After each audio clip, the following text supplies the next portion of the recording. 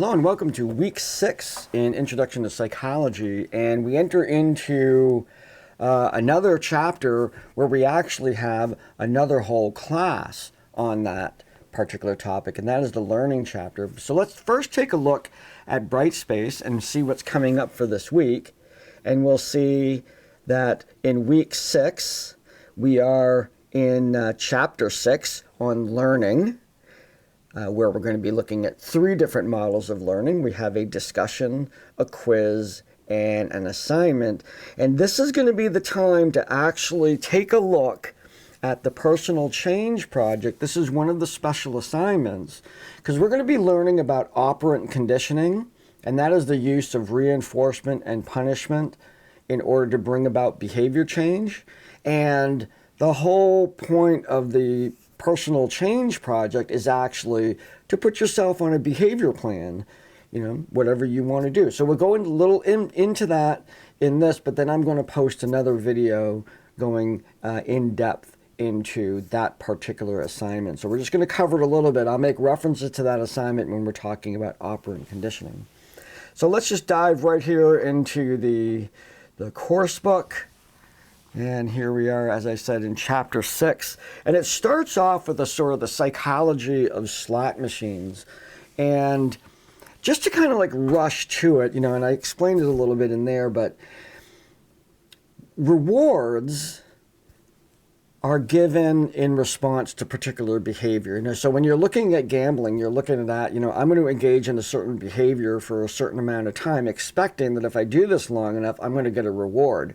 Now, the mechanism by which slot machines are programmed, and I do mean programmed, to give rewards to the people who are playing those slot machines is very carefully worked out through the processes of operant conditioning. When we talk about how often we get a reward, if we talk about, let's say, that I get a paycheck every 2 weeks. So the reward for my work, there's all kinds of rewards, but the monetary reward for my work happens every 2 weeks. And as long as I maintain a certain amount of work behavior, I will still get that check at the end of 2 weeks. That is what we would call a fixed time interval or a fixed ratio schedule of reinforcement every 2 weeks. Okay? And that is enough to keep me going. I'll get a little bit into that. But in all of the different kinds of ways that we receive reinforcement, let's say, how often do we receive reinforcement from our spouses? Or how often do we receive reinforcement from our kids? Or other places that we seek out reinforcement to keep us going, like rewards and whatnot. They operate on all kinds of different schedules. And the schedule picked for slot machines is a variable ratio. That means there's a certain amount of times that you have to do the slot machine and then it's going to hit, and a certain number of times and a certain number of times, but that number of times changes all over the time. That particular schedule of reinforcement is what promotes the most sustained behavior.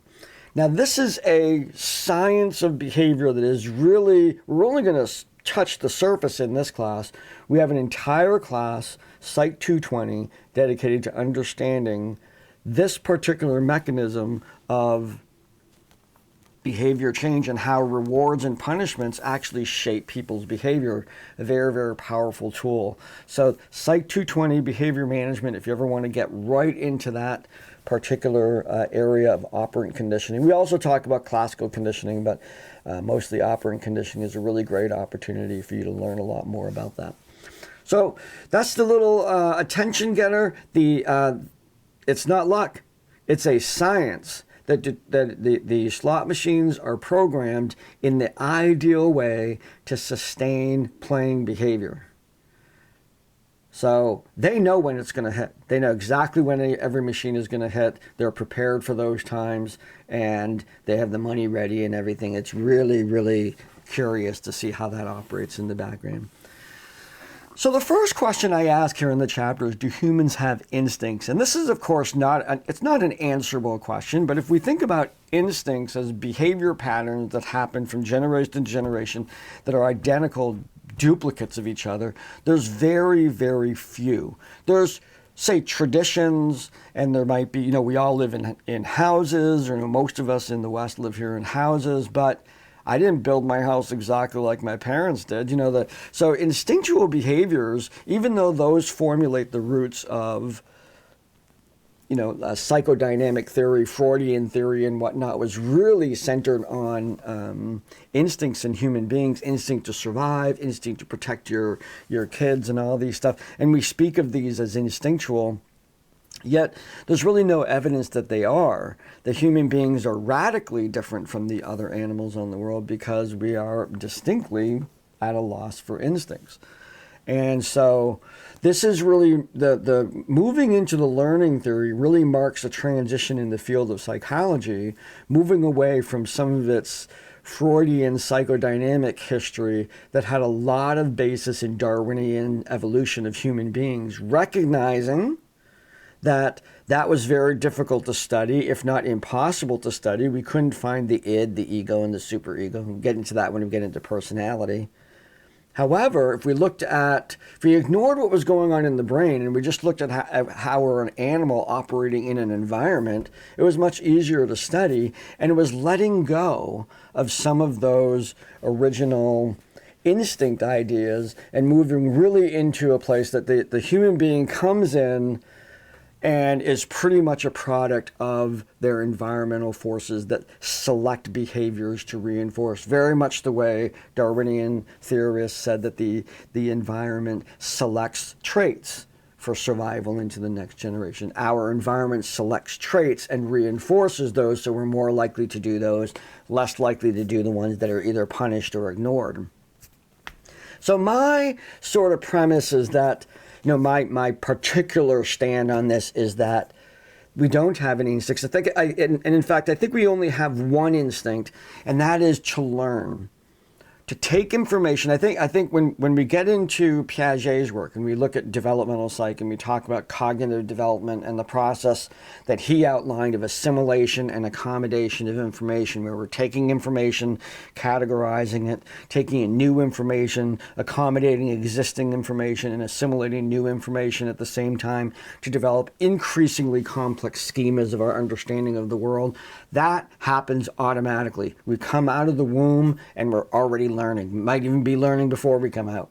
We're learning and processing information of that. And I think that is really truly another way in which we separate ourselves from the other animals, is that we survive in the world because we learn things, not because they're built in instinctually.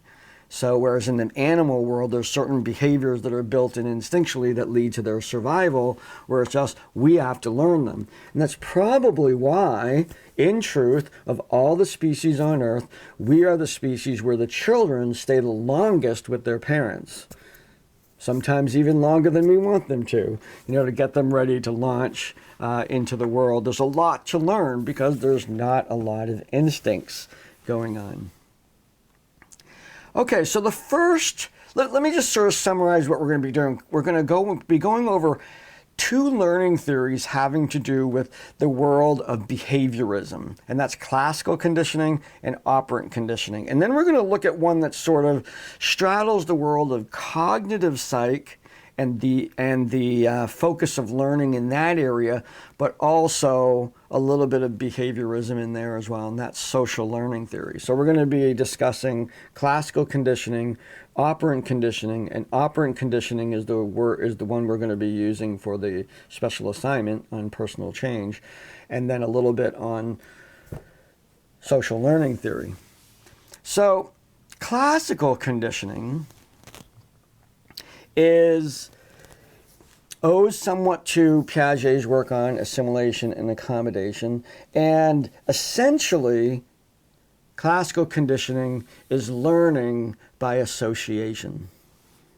And the most classic experiment we have is here. This is Pavlov's dog experiment. Now it's been sort of, it's now a legendary type of experiment. It actually never ever occurred in this way, but he discovered these a type of learning that was going on. See, Pavlov was a Russian physiologist, and he was studying the gastrointestinal processes and hunger drives within dogs.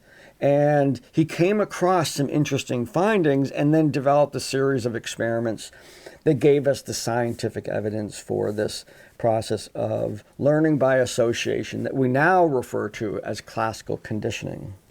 And so this is a little term heavy. And so this is in terms of the complexity of understanding how these concepts come together.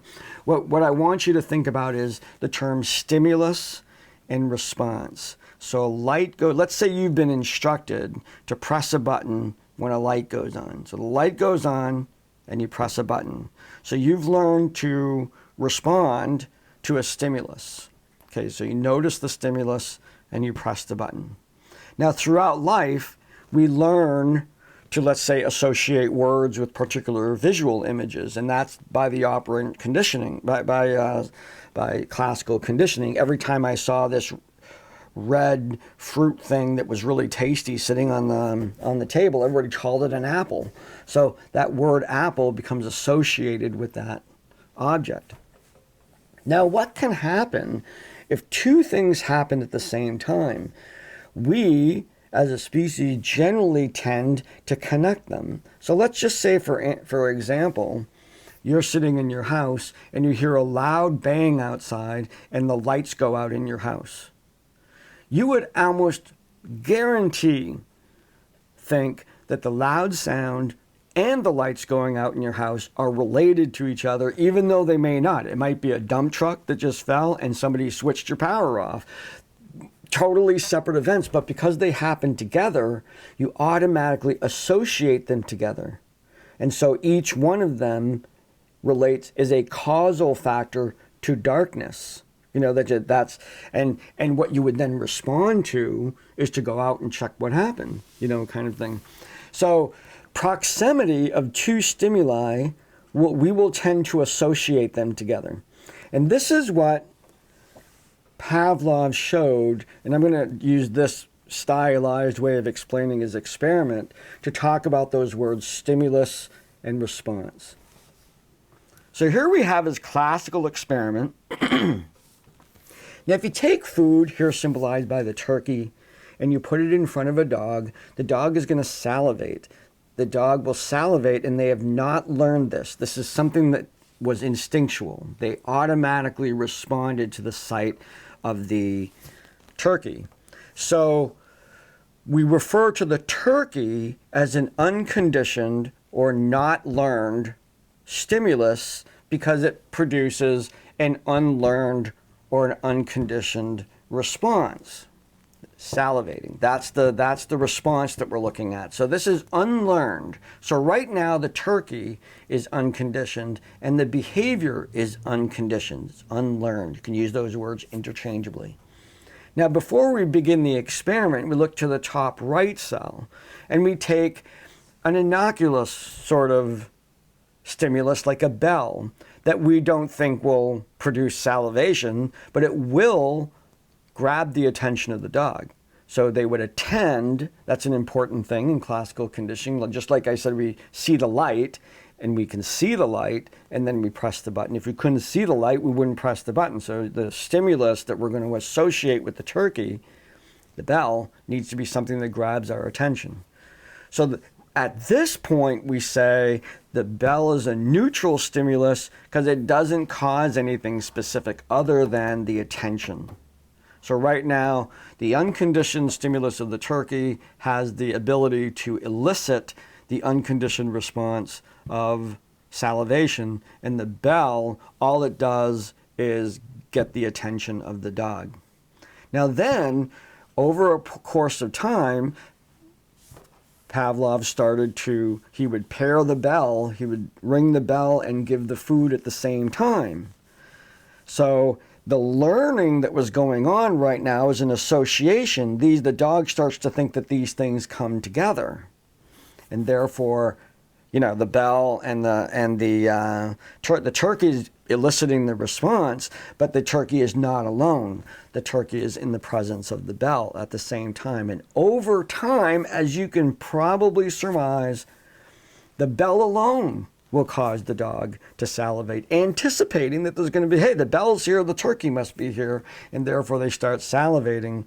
Now here's where it gets a little, after the conditioning, after the learning part, now this is after the during conditioned cell, on this, the bottom left cell, and we're now into a new condition called after conditioning. The dog has learned to associate the bell with the turkey, so the bell alone elicits the same response that the turkey used to. The turkey still will give the response. If you give the turkey, they will salivate, but now they also salivate to bells. Now, and not Piaget, too many names here. Pavlov recognized that this was something that the dog learned. We understand this every day because really these thoughts have been around for a long time. Pavlov was right around World War II. In fact, he was in Stalingrad during the siege of Stalingrad. Well, he had passed away by that time, but his lab was in Stalingrad. And one of the sad pieces of history is that all of those dogs were killed for food in his lab, his ongoing lab after he died. But after Pavlov died, his experiments, his students and what kept on going, and they're in Stalingrad. And during World War II, during the siege, when the entire city was surrounded by Germans, they had to kill the dogs to survive. So that's kind of sad. But here we have this notion that the bell, the name of the bell, what we describe the bell changes. If you look at the top right, before conditioning, it was a neutral stimulus. After conditioning, it's a conditioned stimulus, a learned stimulus. And the salivation, which in the top left was unconditioned salivation, is now called conditioned salivation. So we call it a conditioned stimulus because it wasn't inborn, and we call it a conditioned response because it wasn't normally associated with the bell. So that's a new response in response to a new stimulus. And that's why we use the word conditioned, and that's interchangeable with the word learned. So we can say learned stimulus and learned response, just as valid as anything else. Now, the true application of classical conditioning is wide. About some will estimate up to 80% of the knowledge we have is associated learning. Just think about language, symbols, letters, words, and the associated meanings of those. We even use the word association. I mean, we learn those through those things happening together all the time. We learn people's names. We learn to associate smells with certain memories and stuff. So a lot of what we learn is really about the world is really through classical conditioning. And because of these early studies and the studies of the effect of stimuli on response, which was really the whole beginnings of psychology for the first probably almost 70 years, was just really about was really just about stimulus response. And all of that knowledge got focused on one particular area. Now, the history of psychology is interesting on this because in Europe, where a lot of this was happening, the schools of psychology, which were richly ingrained in the schools of philosophy, were studying these things, and there was a general support for that kind of basic inquisitive type learning going on. So if somebody wanted to learn about psychology, they went to Europe. When they came back to America, or if they emigrated into America, America is sort of a pragmatic place compared to, it's like, okay, is this useful? That's kind of the American way of approaching things. Is it, how can I use this? And this is at a time, the timing of this is so important, at a time when the United States was growing as an industrial nation. The Industrial Revolution was going on. People were separating into the different classes, and there was an increased demand for products. We were turning into the consumer market that we are today. And the psychologists that arrived on the shores of the United States, either emigrating or there were Americans that went to Europe to study and then came back with a lot of smarts and really no one was hiring. However, innovative psychologists got into their head that maybe these skills that we understand about stimulus and response can be used in this new developing consumer industry. And the world of advertising was born. Advertising is quintessentially the application of classical conditioning. We take scenes and smells and color and objects, and we associate them with the products that we want to sell. So the feelings that we may elicit from the image or the sound elicits a unconditioned response into us that then becomes associated with the product. So the product, not in the same way, but elicits a little bit of that response, so the product alone becomes attractive. And we understood very early that attractive products are more likely to sell. So this is a very, very successful application of really basic psychology science. So I'll give you an example from the text, from the course book here, and there's an assignment to do the same thing to a different ad, not this ad. Okay, this ad is for Coors Light. This is from an old magazine, actually, so I scanned this in. Now, we're talking about a company, Coors, that wants to sell beer to people, and so they take space in magazines read by those people and they create ads. And I want you first and foremost to know that the product itself occupies an extremely small part of this particular ad, because the can and the name Coors Light is not what is going to attract people's attention. Okay? The bare bones fact is this ad was placed in a magazine called Sports Illustrated. And you can probably imagine that the goal of that, the reason why they put an ad like this in Sports Illustrated, is because this ad is targeting adult men who read Sports Illustrated. So we know that ads are tailored to specific populations, and they're placed in places where those populations will see them. The same applies for advertising on television. The shows are actually designed to attract specific audiences for the target market of the advertisers. So the show, sometimes the shows are there and they're looking for advertisers to support it. You know, or sometimes the advertisers will come to a CBS or NBC or something and say, we want a show that's going to attract this demographic of people. So put your writers at work, see if you can come up with a show. And that's because the sales of ads is what's really driving all of this. Now, so here we have this ad. So the audience is young adults because it's, you know, you can look at the ad and say, who would be attracted to this? Actually, it's adult males. No age problem there, all ages. And so here we have the depiction of two, what Americans would call pretty women, two of them that look very like they're dressed alike. They have the same sort of sultry, provocative look. There's, you know, their midriff is exposed, you know, the shorts, and they're in the woods. You know, so they're isolated, and this has overbearing sexual connotation to it.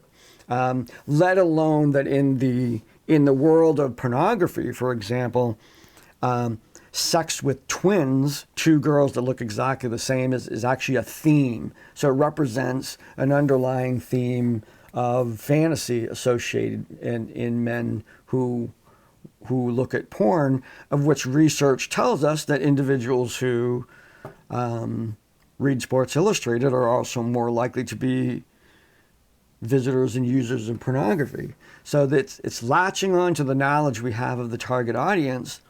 So this particular image attracts the attention of the person who's going through the magazine. So they're turning the pages, they come across this ad, and they immediately see two attractive women in the woods, provocatively, scantily clad. And this elicits a response. So we can say, similar to the turkey and the dog salivating, we have the twins and the dog is salivating. So we that immediate unconditioned response of the individual visualizing these two women on the page, and it doesn't have to be overbearing lust. It just needs to catch their attention, and for better or for worse, like the good looking or whatever, a good feeling about it. And then what happens is basically the bell that's being rung at the same time is the image of the beer. So now what is done in that very, very short period of time is the feelings associated with the picture have now been coupled together with the beer.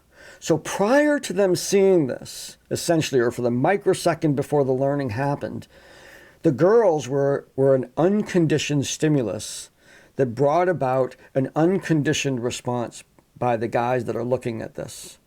That attraction, sexuality, whatever, unlearned, that was already there. The neutral stimulus is always the product. It always starts out neutral. So the neutral, like the bell, is the beer itself. So the product is the neutral stimulus. Very quickly, those become associated at an emotional response level. So there's a learning to associate that emotional experience with the beer. And the hope of the advertiser is that that little piece of learning will happen and will slightly nudge their behavior. If they're sitting at Hannaford and they're looking at the different beers, they might not even be thinking about the ad, but they'll just go through and they'll find Coors, and it'll be just that little bit of more positive experience associated with Coors that will make them choose Coors over another brand. And so that's how advertising works. That's how all of advertising works. You can look up ads and you can just look for the unconditioned stimulus. That tells you what audience they're after. If you look at the unconditioned stimulus, what audience would like to see that picture? There you go. There's your audience that's specific for this ad. The product is always the neutral. And then after the fact, after the learning has happened, the beer, the neutral stimulus, becomes a conditioned stimulus that produces a conditioned response, which is happiness and joy or something like that, and will drive sales. And as silly as all this is, it works. It works really well. Now, in the modern era, sexually explicit use of women like this is falling out of favor. So you still see this. It's all over the place. But specific, let's say, to this year's Super Bowl, I like watching the Super Bowl not only for the game, and it was an enjoyable game this year, but because of the ads. And the ads have become the advertising executives, the artists, the psychologists behind advertising have really shifted into storytelling. And so there's storytelling ones, and then there's really weird, funny ones. And so we've moved away from, the, objectifying women a little bit. I mean, there wasn't really that many ads that were like the ads before, and they've shifted over to this what I believe they're finding is safe, that the advertiser companies don't want to utilize women that way, and depersonalize women and objectify them, and they found another way to get just as successful responses from their ads. They're doing funny things that remember, people talk about the ads. There's actually an award ceremony that happens for Super Bowl ads, and we're celebrating the creativity, much better than the objectification of women, although that's still going on. But certainly these ads they're funny, they're clever, they're silly, they're weird, and we talk about them, and that talking further ingrains that learning, that association of that funny ad. We always remember the product. So So that's classical conditioning, is that learning by association. Here's an example of advertising, and in the assessment area of this particular chapter, we're going to take a look at an ad, a different ad. Now, the next place we're going to go is operant conditioning. Now, operant conditioning has its roots in behaviorism, and behaviorism arose from one of the very, very few laws in the world of psychology, and it's called the law of effect. And I say one of the very few because we have a lot of theories, lots of models and whatnot, but very few laws, unlike physics and math, and where there are all kinds of laws and theorems and what's. The theories dominate in psychology, but here along comes one of the very few laws, the law of effect. And it's quite intuitive. If I do something and there's a positive result that comes out of it that benefits me, I'm more likely to do it again. If I do something and there's a negative result that I don't like, pain, or I lose something, then I'm less likely to do it again. That's it. So the law of effect, meaning what is the effect of the thing that happens after, which is the consequence. What is the effect of the consequence on the preceding behavior? Okay, now that we can observe that in the natural world. If I don't pay attention because I'm on my phone and I run into a telephone pole, hopefully I would stop using my phone, right? We can see it doesn't work 100%, but let's say we had a device in our car that was unhackable, and every time we passed a speeding sign, the speeding sign would communicate with our car, and every time we were under the speed limit, $2 was put into our checking account. Wow, wouldn't we be, it would have a very, very strong effect. Even though it's just $2, we'd be like, well, why not? I'm driving all over the place. I could probably make $30 a day. Might just go by the sign. That's probably what people would do. They just go around loop making $2. But the idea that has a very strong impact on our behavior. And then now let's look at some different terms. These consequences can be categorized as either rewards or punishments. So rewards are anything that increases the behavior, and punishments are things that decrease or eliminate the behavior. And now in fact there is a degree of classical conditioning in there. We do start to associate the behavior with the reward, but the reward is in result of your behavior. It's not just a serendipitous association of two things happening together. You're in control of it. You're in control of the behavior, and you see it rewarded to you. Later we're going to look at how that applies when we see other people getting rewarded for behavior, and we call that social learning theory. But for now, we're talking about my own behavior. If my behavior is rewarded, then great. I'm more likely to do it again.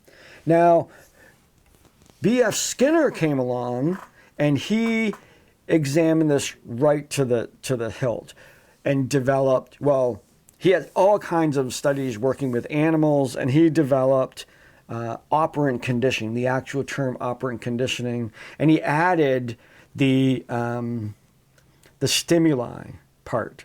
So right now I've been talking about behavior and consequence. So, and the consequence is positive, for us, then we'll do it more. Negative, we'll do it less. But then he added the stimulus part before that would elicit the behavior. So when the light goes on, the rat presses the lever, and a little pellet falls out. So again, there's some associated learning, but we have this chain of events. And he called those stimuli antecedents.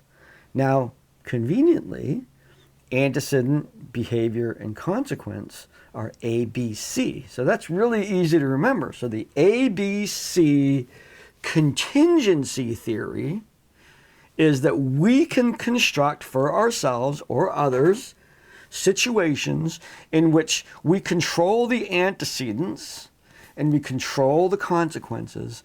We can control the behavior because those two, antecedents and consequences, operate on the behavior, hence the name operant conditioning.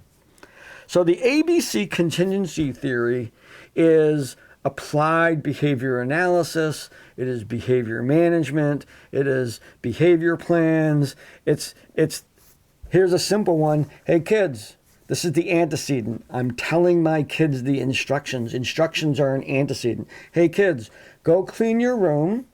I'm describing the behavior. And if you clean your room and we inspect and it's good enough, we'll go to get some ice cream. So I've set up the antecedents or the instructions. Go, here's what we're looking at. Here's the description of the behavior. This is what we want to see. And I've told you what's going to happen after. Now it's up to you. Do the behavior in the middle and you'll get the consequence. We use this all the time. And we use the opposite. We might say, if you don't clean your room right now, I'm going to not let you enjoy a consequence. I'm now making it a consequence. I'm going to make you not enjoy something, meaning you're not going to be able to watch your favorite television show. So I set up this kind of scenario where go clean your room or you can't watch your television. In truth, what you're doing is you're actually saying, you're doing the same thing. When you clean your room, you can get to watch your television. I'll slip this in now. When we're working with kids, our own kids or whatnot, it's probably a really good idea to move away from teaching the notion that there's any aspect of their world that they actually get automatically. There's really not, the reality is not that. Of course, we must feed them and we must take care of them and we must love them and all this stuff. But the most loving thing that we can do is that this isn't actually your room. This isn't actually your phone. This isn't actually your Game Boy. This isn't actually your video game system. It's not your TV. I bought all those things and I'm letting you use them because I love you. But because I own them, I control them. So you can use those tools rather than assuming that these things are just given parts of being a child. They can actually serve as tools to help shape your child's behavior. So if they're engaging in bad behavior, if you've already set up the notion that these things are all optional for them and they depend on your pleasure, then you can tell them how to please you. Okay? When you get straight A's, that's when I'll buy you your phone. And until then, you're not getting a phone. And once you get that phone, it's still not your phone because I'm paying for it. And even if you paid for it, you're charging it with my electricity. Our power is endless with our kids. And I'm not, you're not totalitarian about this, but really recognizing that those rewards, those extras beyond feeding and caring for and nurturing, all those things are optional. So therefore, they're all tools that you can use to teach them that work leads to these rewards. So you can have chores, you can have expectations for school, you can have expectations for how they treat you and others, and you can have all this, and those are the behaviors. You set up all those antecedents, I'm telling you how to get all these things. I'm not taking them away. I'm telling you how to get them. And then they engage in those behaviors, and then you're the reward giver. And it's actually a really, really good place for parents to start pretty early on. I'd say right around maybe 2.5, you can start doing those kind of consequences things. So there's some things in here about the ABC contingency theory, some videos about that. Antecedents, again, are anything that precludes all the instructions or the signals that now is the time to start that behavior. All of that, the situation. When we're in the behavior management class, we actually look at the environment itself as one big, huge stimulus. So, somebody walks into a classroom and they see math figures all over the way, and it's math class, and they have math anxiety. That's a stimulus that automatically starts bringing out some behavior. The whole classroom is a stimulus, or Billy next door to you is a stimulus. All of these things, we kind of look at that very broadly. And then we define behaviors very specifically. And then we develop schedules, when you perform to this particular level, you can actually get any one of these rewards. And so in the special assignment for behavior management, you're going to be looking at, the antecedents will be, let's say it was an exercise plan, the antecedents will mean every Monday, Wednesday, and Friday. There's your antecedent. You're kind of setting the stage. I'm going to do a workout plan and then you delineate very specifically what that is. It has to be very measurable for behavior management to work. And then you say, if every Monday, Wednesday, and Friday I do these behaviors, here's going to be my consequence, and that consequence will be of something that you've chosen to set aside. And the only willpower is to not give it yourself unless you earn it. So if your favorite show is, Criminal Minds, and you binge watch that every once in a while, maybe you should earn that. Maybe you should put yourself on some sort of expectation that says, okay, I like watching Criminal Minds, but I'm not going to let myself watch it unless I follow this study plan that I have through the week, and I can only watch it on Friday. That kind of thing, that's kind of exhibition of self-control as an adult, to be able to delay your gratification and make it contingent on your own behavior. So I go into some explanations as to what each A, B, and C are, and then you set up these behavior plans. Now, you will see in the literature different kinds of ways in which we describe the consequences here. And in the general category in operant conditioning, we have reinforcement increases behavior, punishment decreases behavior. That's it. Doesn't matter what those things are. We define them by their effects, because the original thought behind this is in the law of effect.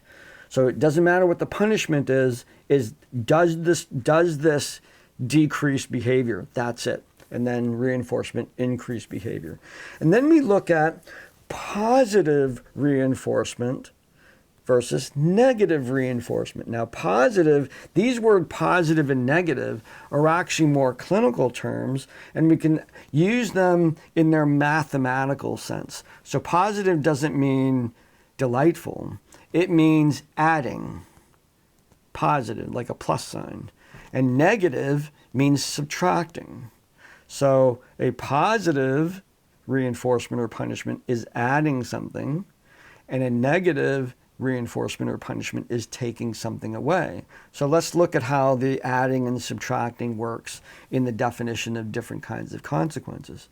So in a positive reinforcement situations, we're adding something. I mean, they're getting something that they want. They're getting a reward. In the negative area, that breaks down to two different kinds of negative reinforcements. And it's important to remember, negative reinforcements is taking something away, or something is gone that increases the behavior. It's still a reinforcement, even though we're calling it a negative reinforcement. And we have two types: escape or active avoidance. An escape is the one we often use for negative reinforcement. Getting out of jail early for good behavior. So good behavior means I'm going to get rid of the negative stimulus, being in jail, early. Or when the alarm clock rings and has that annoying sound, my behavior, pressing the snooze button, most likely, makes it leave. Getting up makes the irritating signal go away. So that's actually an escaping negative reinforcement for getting out of bed behavior. You can really see how this kind of, practice with this. Get somebody to help you practice with this. Then over on the punishment side, we have adding and subtracting as well. We have adding things. This is all the punishments being yelled at, the looks at, physical punishment like spanking, and all kinds of consequences there that have to do with eliciting, like this is not good, and I'm telling you this is not good, and eliciting, it's what they would say a noxious stimuli. Negative is when you remove something, when you take something away from them. Now, when we remove, and it says an appetitive, that you remove something that they want, this is truly what we call the timeout. A timeout is not isolation. That is not what timeout means. Timeout means a removal of a stimulus that they wanted. It's removal of something that they wanted. So you don't give people a timeout by sending them to their room. You give somebody a timeout by not letting them play with that toy that they really want to play with. You have a timeout from, I'm going to put that away. So my youngest daughter, my granddaughter has her tablet time, but she has to be behaving in a particular way to get that. And the timeouts that she receives are, you lost your tablet time. So we take the tablet away and she has to find another way to play. Sometimes she does that and we, obviously she didn't want her tablet, but then most of the time she actually adjusts her behavior because she doesn't want to lose her tablet time. So we have this graph here in your course book to kind of play around with. These are all that C. This is all the consequences. These are all ways in which you can shape your own behavior. You can have a positive or negative consequence, or you can have a positive or negative punishment. Okay. I can already sense this is getting long here. Now there's some more stuff here about positive reinforcement works better than punishment, because reinforcement identifies what you want them to do, where punishment simply identifies what you not want them to do. That's why I've always said the example I gave of the getting $2 every time you passed a speeding sign and were under the speeding limit would probably be more effective in managing our speed than the current fine system when you get caught for speeding. For one, you get away with it most of the time. Most of the time you speed, nothing happens. You whatever reinforcement you're getting from speeding is without consequence. You just go right, you just keep right on going. Whereas getting paid would happen every time you went by a sign. So on a scientific way, if we had some way of rewarding the good behavior of driving under the speed limit rather than punishing the bad behavior of going over the speed limit, it would be way more successful than our current system. Okay, so the last thing, that's all about operant conditioning here. The last one, of course, social learning theory. And this is the learning that occurs when we are seeing other people. There's two ways in which this happens.